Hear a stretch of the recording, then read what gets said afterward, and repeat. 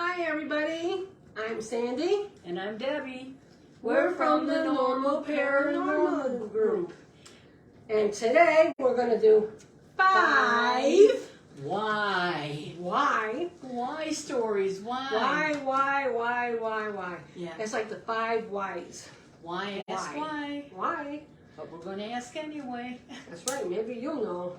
And today... Maybe you are experiencing the same things that we experienced. That's right. Mm-hmm. And we're talking about paranormal happenings in our life. And the 5 things that happened to us. And we question why. Okay. All right, and the first one we're gonna talk about is why we were chosen to see the paranormal. Actually, yeah.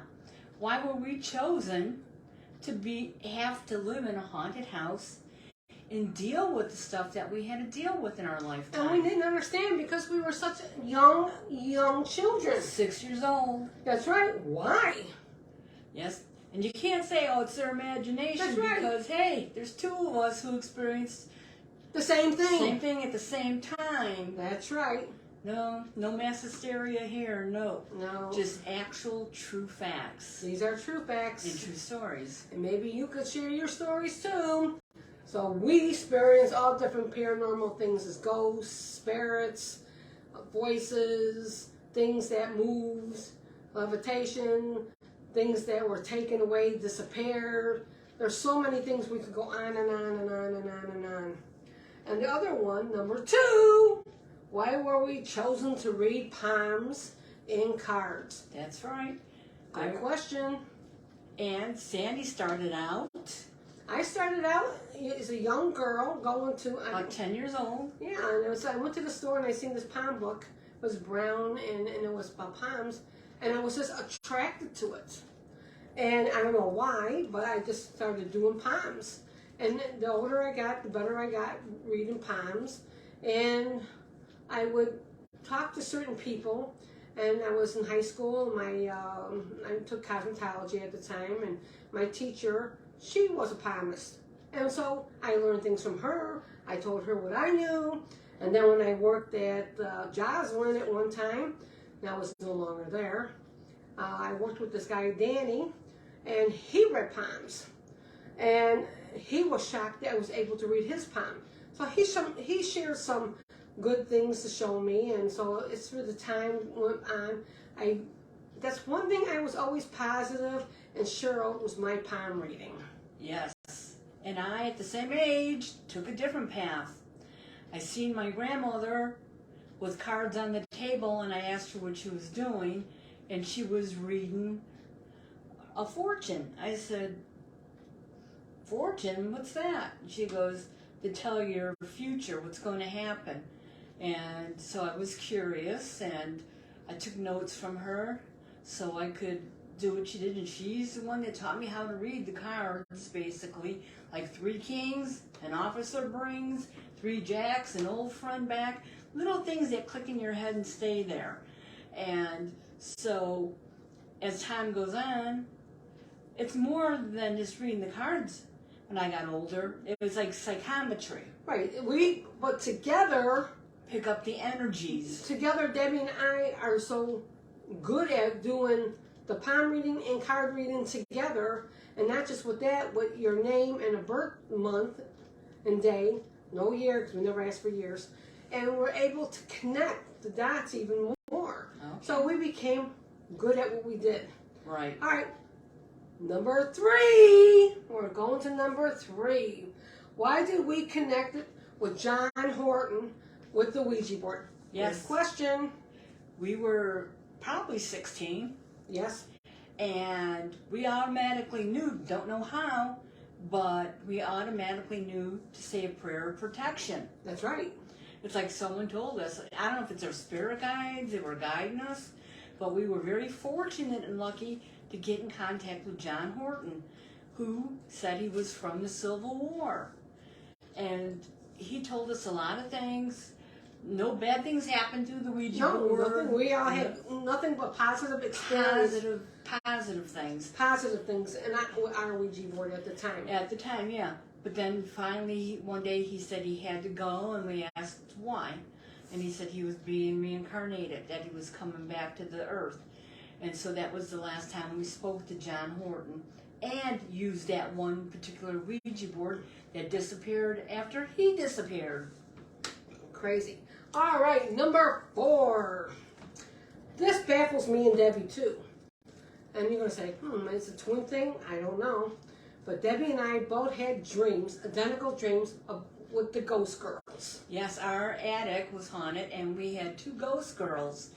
And how old do you think they were?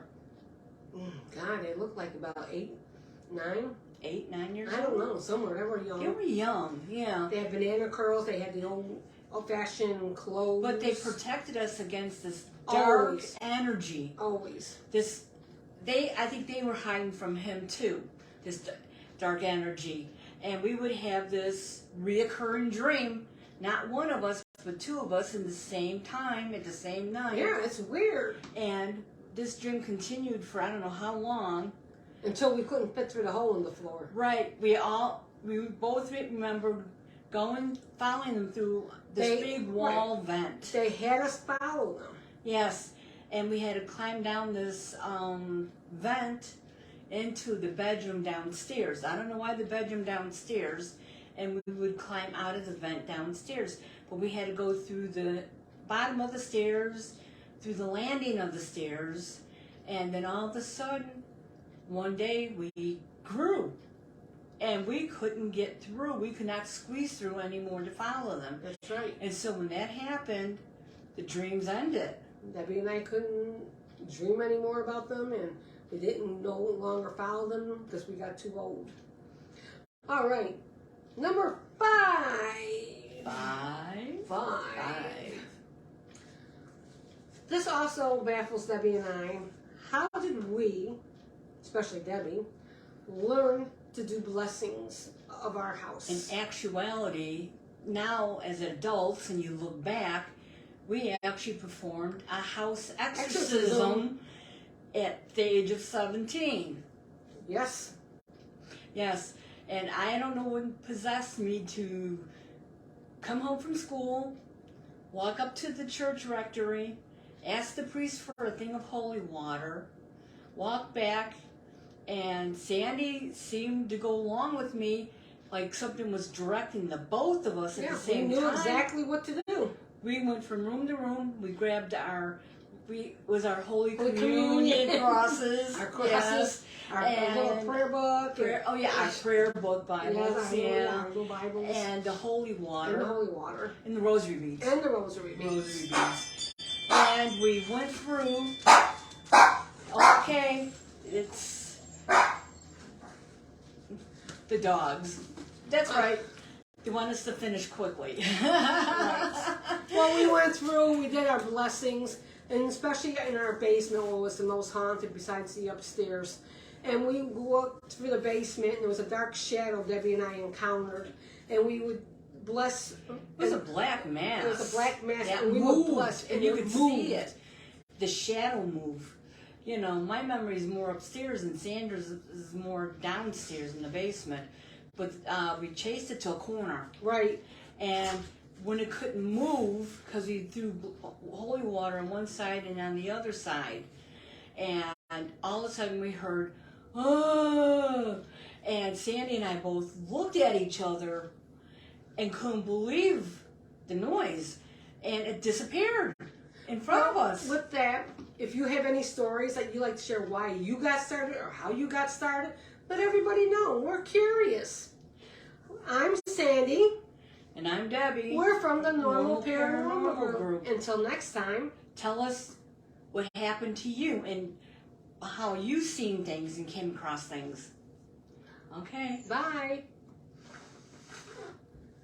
Until next time.